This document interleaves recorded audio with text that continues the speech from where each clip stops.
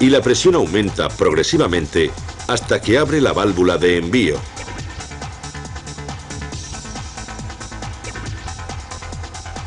Saliendo el combustible por el conducto de alta presión y canalizándose hacia el regulador de presión.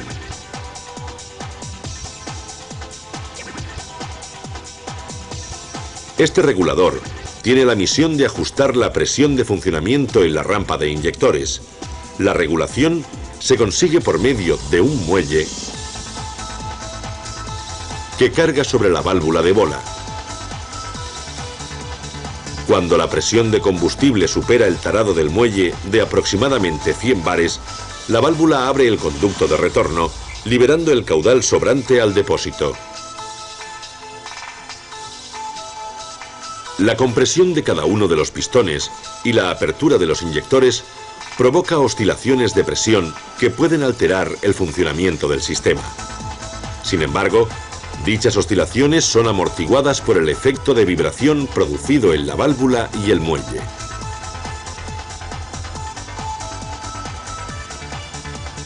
Pero como hemos indicado anteriormente, la presión en la bomba puede alcanzar valores de 200 a 1400 bares. Esto se consigue en buena parte por la acción del regulador y la unidad de control.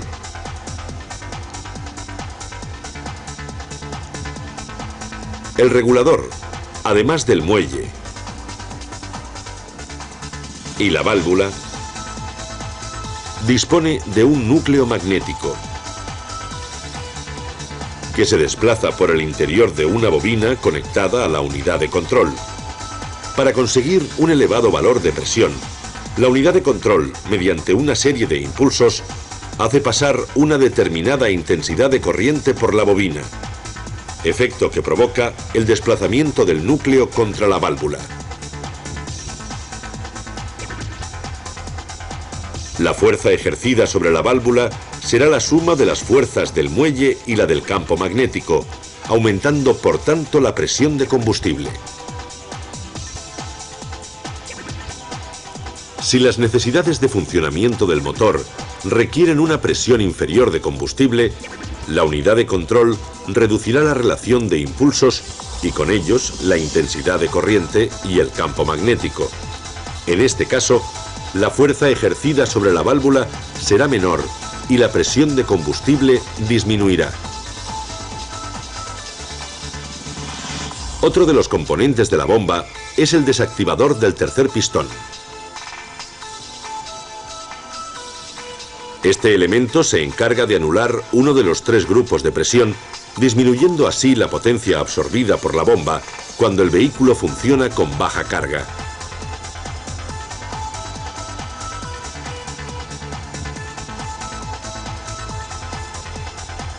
El desactivador está formado por una bobina y un eje que se desplaza por el interior de esta debido a la acción del campo magnético.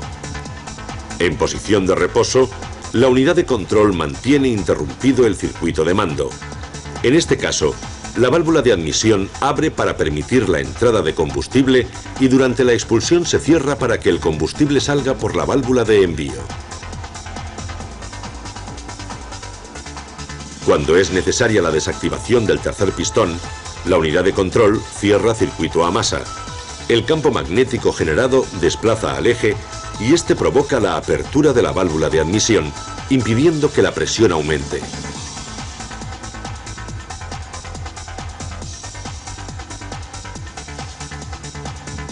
El desactivador permanece en reposo principalmente durante la fase de ralentí o cuando el pedal del acelerador supera los 2/3 de su recorrido. La activación, por el contrario, se produce cuando el motor supera las 1100 revoluciones, cuando el acelerador se encuentra a media carga y siempre que la temperatura del combustible supere los 105 grados centígrados. La refrigeración y el engrase de la bomba la realiza el mismo combustible que circula a través de conductos específicos. Como medida de seguridad y para impedir un posible agarrotamiento producido por falta de presión en el circuito de cebado, se monta en la entrada una válvula de lubricación. Esta válvula, en condiciones normales de funcionamiento, se encuentra retraída por la fuerza que sobre ella ejerce el carburante, permitiendo el paso hacia el circuito de alta y por el surtidor de la válvula hacia el retorno.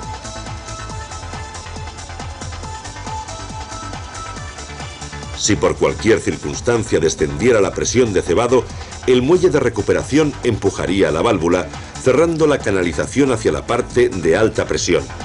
El combustible que atraviesa la válvula por el surtidor mantiene la lubricación mientras permanezca en funcionamiento.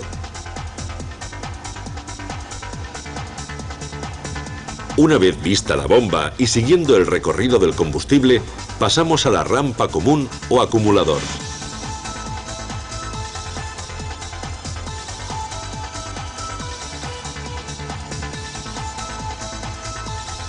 En ella se encuentra el sensor de temperatura,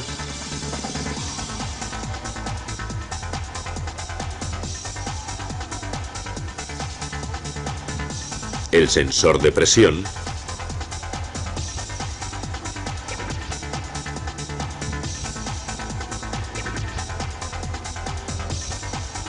y los conductos de salida hacia los inyectores. Algunos modelos incorporan en dichos conductos un limitador de paso de combustible para compensar las fluctuaciones que se producen durante las aperturas de los inyectores. En cuanto a los inyectores, y como norma general, se encuentran montados en la culata. Sin embargo, la principal diferencia con respecto a los que se montan en el resto de sistemas de inyección diésel es que son de accionamiento eléctrico.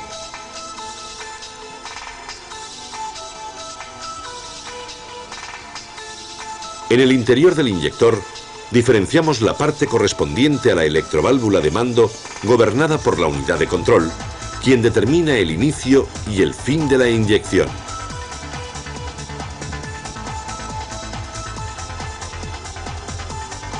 Y la parte del actuador hidráulico que permite o impide la salida del combustible.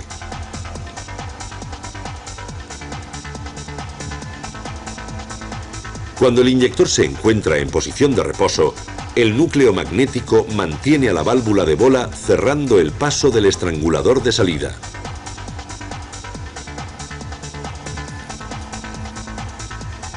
El combustible que entra por el conducto principal pasa a la cámara superior y a través del canal llega a la cámara inferior.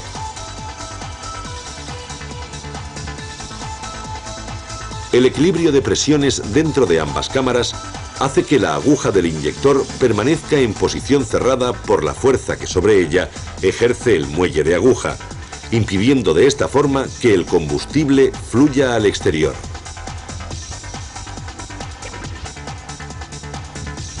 Cuando la unidad de control establece el momento en que se debe producir la inyección, excita a la bobina de la electroválvula y provoca el desplazamiento de la válvula de bola.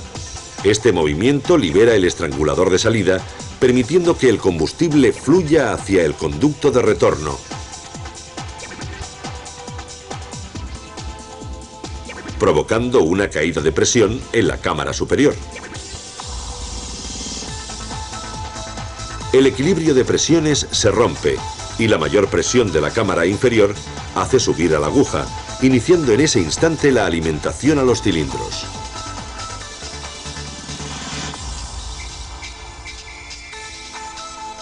Para finalizar la inyección, la unidad de control interrumpe la alimentación eléctrica a la electroválvula, la válvula de bola obstruye el estrangulador de salida, el equilibrio de presiones entre la cámara superior y la cámara inferior se restablece y la aguja cierra la salida de combustible.